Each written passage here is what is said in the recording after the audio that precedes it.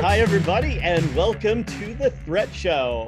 I'm your host, Robert Wagner, and with me I have Darian Kinlan, VP of Technology at Fletch, Chris Wilder, Director of Research at Tag Security, and Peter Schawhacker, a multi-decade veteran of security. Peter, you're our special guest this week. You've done all sorts of roles, including CISO, practitioner, and everything in between, haven't you? That's about right. Special is the word. Awesome. Well, thanks for joining us this week. And Chris, it's always awesome to have you back. So thank you for joining us again this week. Thanks for having me. Absolutely. So we've got some fun stuff lined up for you. This is, of course, the last week before Halloween. So I even wore my Nightmare Before Christmas ugly sweatshirt just for the episode. And we did something a little different this week too. Darian and I usually work through the list of some of the more interesting threats and pick out a handful to talk about. We are also giving Twitter a chance to chime in as well. So I ran a Twitter poll of a list of threats that were out there, what folks wanted us to talk about as well. So Twitter gets to pick one of the threats this week. And as you can see, the Azure SFX Bug got the biggest votes. Apparently, nobody's too concerned about GitHub because it got 0 votes and the exploit around it. So that gives us our list this week of our top 3, which is an exploitable flight in SQLite, the Azure bug that we mentioned, and Apple with their 9th 0-day of the year, which is, it's not typical for the Apple folks. They've been under attack this year. So yet another 0-day discovered. So with that, Darian, why don't we jump into our first threat? Thanks, Robert. So the first one actually comes from Trail of Bits. 2 days ago, they disclosed a new vulnerability discovered within SQLite. You might be wondering, what the heck is this?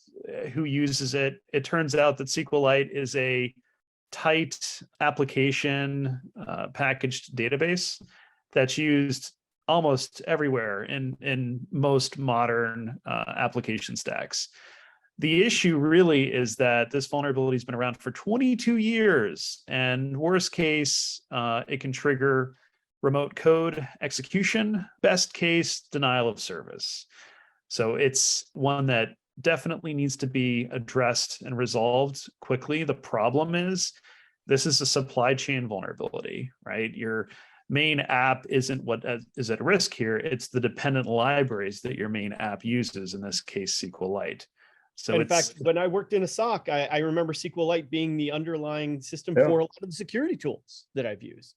Absolutely. It is all over the place. You would be surprised if you pull back the covers, you'll find SQLite in a number of different major applications. This certainly rhymes with something from around the same time. Anybody remember SQL Slammer? Oh, yeah. This smells so much like SQL Slammer. The first thing that occurs to me is, if it's been around for 22 years, has it really been undiscovered, or did people discover it and just keep a tight lid on the, right? Yeah. There's no way to know, right? What we've been hearing from our especially on the enterprise side, is this has been around for 22 years, and our guys have known about it, especially within their legacy apps. And so especially the ones that they won't touch, typically some accounting systems, HR, those types of things. And they won't touch those apps, and they typically go unpatched, and they go, if it's not broken, don't fix it. This is really just something they're just bringing new attention to it. I think and you're going to see a lot of IOCs pop up more and more based on the news. Wow. And Darian, you just highlighted some text there that it's even used in naval warships. So yeah. I think we're probably fortunate that that the wrong people didn't discover this earlier, because this could have wreaked a lot of havoc. So hopefully they'll get folks to update all of their apps and kind of go back through and figure out what they've got. But like you said, if it's running something mission critical and they're afraid that patching it is going to break that app, that's going to be really tough. Yeah. And Darian, I think that if you knew what the naval warships actually had in them, I think we're lucky to just have stuff that floats. Is Clippy still running on naval warships? Yeah. Windows for work groups. Yeah. Right. Anything else to note about this one, Darian, or any mitigations other than patching that we can recommend? It's tough to mitigate, honestly, Robert. I mean, Yeah. the reality is, it's not like you can put, some sort of web application firewall in front of SQLite like a typical database, because it's designed to be embedded into an application stack. So most people don't think that they need to do, proper input validation on this, but that's precisely what would have been helpful. So the mitigation that you normally use probably won't fit in this way, just because of how SQLite is embedded into the app stack compared to being a separate network service. On to our next one. Apple 9th 0-day now. This is kind of par for the course, right? Apple just released a whole another round of updates with iOS 16, 16.1, I believe. So now what's coming to light is, yes, they fixed another new 0-day vulnerability.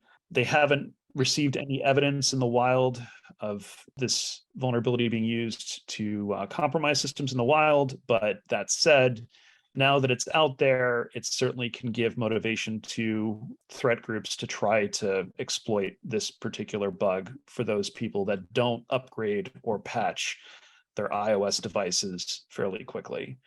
So, and as you pointed out in the past, while Apple's really good about getting those patches out, it's not immediate. The patch is available, but if you want, and you should want, to get it patched right now, you have to manually kick off that update process.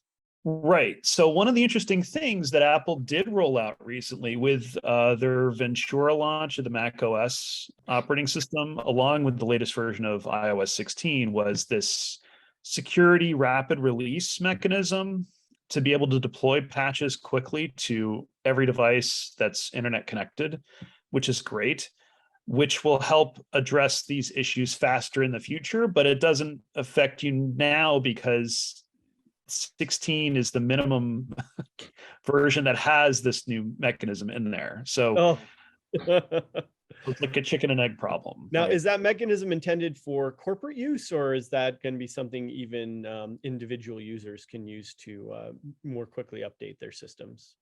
From what I've gathered, all the documentation says that this is going to be consumer wide. So as Apple discovers a brand new vulnerability within their stack, they will deploy the fix using this channel so that you don't need to go through, settings, general software update to be protected against these in the future. We'll see actually how it works in action for the 10th 0-day that comes out. Maybe they'll use it by then. Right. But, for now, you have to kind of manually update and patch. And Chris, this is at least the third or fourth out of bounds based exploit that we've seen, right? Yeah, it is. It's interesting because it's kind of like everybody's piling onto Apple now, which I think is ironic and funny, but for a whole bunch of different reasons. But you're right. Apple does come out very quickly with patches. This is kind of unprecedented to see this many 0-day attacks. And Apple's actually kind of a victim of unintended consequences because it's creating a lot of havoc within the App Store, because every time Apple comes out with something, it breaks a whole series of apps. Right. That's one of the challenges they're really having a tough time with, because all the vendors in the App Store, they're realizing, oh God, I think Proton VPN was the latest one that broke in one of the latest security patches. So I just happened to use Proton VPN and could figure out why it wouldn't work. Actually, that's a really good point, Chris. With the Ventura release of Mac OS, they actually said that, endpoint security devices and software also broke with that update. So they're rapidly trying to release hot fixes to deal with that problem as well. So this is a tough situation for most end users and enterprises, because they want to patch, right? But they also don't want to be unprotected. So it's a tough middle ground that we're in right now. It goes back to SQLite vulnerability as well, whereby you have, if you go back and update all those apps, these old apps you have, chances are they're probably going to break. Now, while I hate 0 days in general, but Peter, I've noticed in the past that things like this, which can directly affect end users, is often a great way to get them a little more concerned about security awareness. Did you ever use those sort of tactics in your CISO roles to make people take security awareness more seriously? Well, you can use it to raise awareness. You could think of this in terms of like 3 cohorts. You have the consumer, you have the end users in a company, and then you have the professionals either in IT or security. And the way you communicate them has to be different. Right. Like there's a risk with some, particularly people who think that they know risk for a living. Because I spent the last few years in alternative investments, private equity hedge funds, and those guys they know a lot about risk. Right. And they get very twitchy when it comes to cyber sometimes, and they don't always make the best decisions. They need guidance, and they will listen, but until you can get through to them, they get too nervous. User education or user awareness is not just about making people more suspicious or raising right. their suspicion. It's also about framing it in ways that allows them to make rational decisions if they have to. Now, I think it was Darian who touched on this. He talked about patching, like he talked about the means by which Apple is getting updates out. Right. And it strikes me that, there's a lot more IT in the world every day. And Apple's footprint or their attack surface and the complexity of their portfolio gets worse and worse, which means we have to get better and better about fixing those things. Sure. And that is a really kind of a weird dynamic if you think about it. Like the ability to fix things goes up, the ability to produce garbage, is it going up faster or slower? Right. And it's funny because we do this for a living, but it's also scary at the same time. Because it's like, think about it this way. Consider the problem of carbon, right? Climate change. We can put it into the atmosphere. There are technologies that will pull it out. We know the problem is that we put more into the atmosphere than we can take out, right? And that's the problem that we have Sure. in this case. And complexity of systems has always been the bane of both InfoSec and IT in general, right? The more complex things get, the more problems that can happen.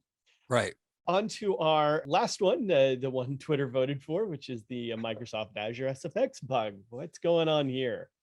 Yeah, so the folks over at Orca Security, the research team over there, uncovered a really bizarre and unfortunate vulnerability within Microsoft Azure serverless or containerless mechanism that they have called Service Fabric Explorer.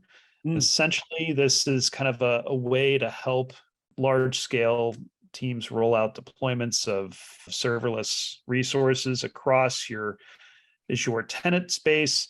Unfortunately, though, the fabric, the app that you use to kind of orchestrate and manage this has a pretty bad flaw in it that allows an attacker to gain full administrator rights to all of the resources controlled by this component, which is not good. It gets worse than that. I mean, you can do a full, a node reset, cluster node reset, which basically wipes out any security configurations you may have deployed. It affects many different organizations that try to use this. What's weird about it is that there's actually two different versions of the Service Fabric Explorer app that's deployed. Version 1 is the one that's vulnerable, and Microsoft has said, yeah, we've deprecated that. You need to go to version 2. But if you're not paying attention and you haven't upgraded, you could be not only open to this vulnerability, but potentially other future vulnerabilities because it's not actively, version 1 isn't actively being maintained by Microsoft anymore. So they're not going to release a patch for version 1 then? They do have a patch for version 1, but okay.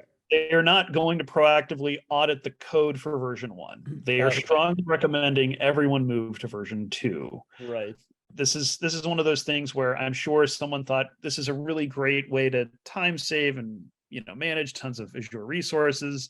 Unfortunately, security was kind of an afterthought when version 1 was developed. So that's probably scrapped it, moved on to version 2. And this gets nasty because it's these AITM attacks, the adversary in the middle attacks, are really hard to detect, hard to find. This one's pretty nasty. If you're dependent on version 1 of SFX for some reason and can't upgrade, that's going to be horrible. I don't even know if you can force the patch, right? Do you just have to wait till Microsoft does the update themselves? As far as I can tell, yeah. That's part of the ethos at Microsoft, force everybody to upgrade. Absolutely. So if you can get on that new version, SFX version 2, because that's probably your best defense in this particular case. Obviously, you're going to have to test. There's no way to know if version 2 is going to break things. So test in a small batch or something, and then get everything migrated to version 2, it sounds like. The mitigation would be you need to protect the admin interface to this service so that only trusted people are able to use it at the moment. Oh, so would two-factor help at least with that, or is that not gonna help in this particular instance? Possibly, yeah. I mean, they have more details in the blog post about what the other mitigations were to protect against this. All right. Well, that is our rundown for some of the more interesting threats this week. We're going to open things up for a little discussion here. So we're adding to the program. So Peter, when I talked to you before the show, you had said you had been thinking deeply about the state of the CISO and where that role is really going. And I found some of your thoughts pretty insightful. So why don't you share with the audience a little bit about what you think the state of the CISO is and what's going to happen here. And Chris, feel free to chime in as we go along. And let me lay out my perspective because it will clarify my biases, and we all have them. The mind operates according to biases. Sure. Read Richard Hoyer. Hit me up if you want to know who Richard J. Hoyer is. He was brilliant, and he wrote about the use of cognitive biases as in decision making in the absence of complete information. My perspective is this: I've been at cybersecurity for a long time. I've been a CISO in name and unofficially a few times. Sure. And I work with a lot of such people. And I also work with a ton of people who are just getting into the business. And there are two conversations going on right now in the world as I see it. These days, I run a cybersecurity services company out of Mexico. And so our clients are in the US and UK and EMEA, and well, in Europe, the people I employ are from Mexico. And so I'm basically a cyber guy faking it at recruiting. So I talk to, people who are in the CISO suite. And what strikes me about it is how diverse it is in terms of people's beliefs about what they are. I'm also PMP. I've studied for, but didn't take the certified business analyst certification. I've done Scrum. Like I've seen all these different definitions of the roles that people have. Sure. And one of the things that strikes me is how poorly defined the CISO role is. Ah, interesting. Right. And I posted something on LinkedIn yesterday, I think, where I asked, I point out that when you hire a CFO, you know what you got. CFO is going to do CFO things, and pretty much everybody, at least in the senior leadership team, knows what those things are, right. And they need to know they know how to evaluate the performance of the person fulfilling that role. If you hire a general counsel, same thing. You hire a CRO, everybody knows the CRO's job, right? But when you hire a CISO, and I've seen this a lot in the fractional virtual CISO space. People don't really know what they're buying. Part of the problem we're seeing now is that you see this curious influx of new CISOs who've never actually had the role before, or if they had the title, I don't know what they did. They probably didn't know what they did. Sure. Right. In fact, as early as 10 years ago, I remember people having debates on, is a CISO a business person or is a CISO a security person that's had to learn business? Yeah. Right. And it's usually, it tends to be somebody like me who's an old timer who came through a technical role, who took that path, who takes the usual one, and gets to the point where they hit a ceiling, and then it's like, well, I should be a CISO now because the money's really great. And and a couple of things happen. One, they don't report to the CEO. Maybe they report to somebody in IT. So are they really in a chief role? They're not. So the C doesn't work. They're not doing that part. The next thing that they're oftentimes not aware of is what the O means. I'm not a lawyer. You got to say that, right?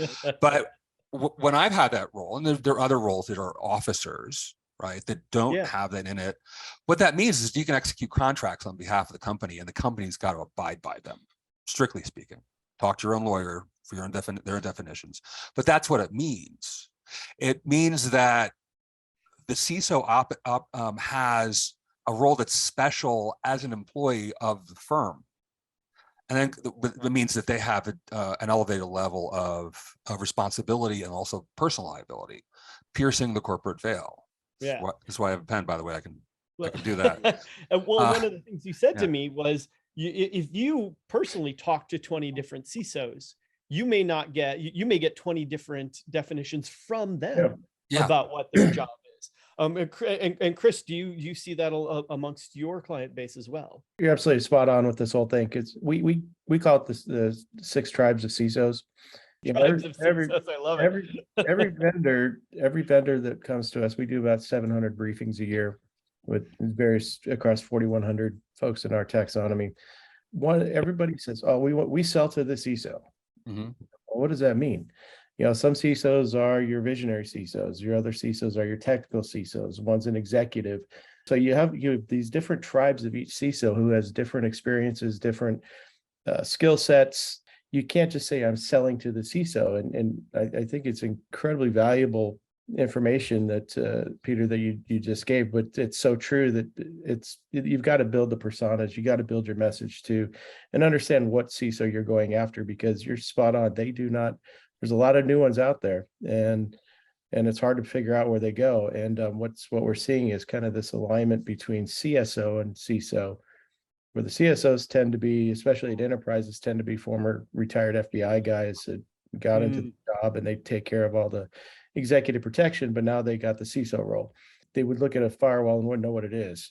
It's a dynamic role, and you're right, it's still being defined. Just ask Joe Sullivan. Oh my God! Did you have to say the J word? I was hoping to avoid that. Yeah. Well, I mean, this is an example of like everyone has an opinion, but hardly anybody actually read what was posted by the government, right? Let us not talk about Joe Sullivan. But yeah, I mean, what is the right evolution, Peter? Where do you think this should really be going in this? I mean, the path is really simple. Steal. This has been done by other fields. Oh, okay. You're not talking about turning to a life of crime. I don't know. I'm Mexico. Everybody else does it here. But no, I mean, look, we're not going to find solutions to our own problems with the tools we've already got and we've been using for 50 years. Sure. Right. For example, years ago, I needed a way to do project management. And I was not a good project management. And by the way, I had to do it in French, which was a whole other story. I went out and found Agile in 2009, and all the security people were telling me, "Oh, don't use that Agile thing. You can't build secure software there." I'm like, I looked at them like, how do you do anything other than in this way, this iterative, do things small, blah, blah, blah. So I imported it. And you know what? It worked. It worked beautifully. It doesn't work for everything. Right? Apple's actually an example of when Agile fails, which is another video. But the point is, there's that. If you look at the PMP, superb. One of the sort of tragedies of cybersecurity is that IC2 and other bodies that make standards and do training like that stopped 20 years ago.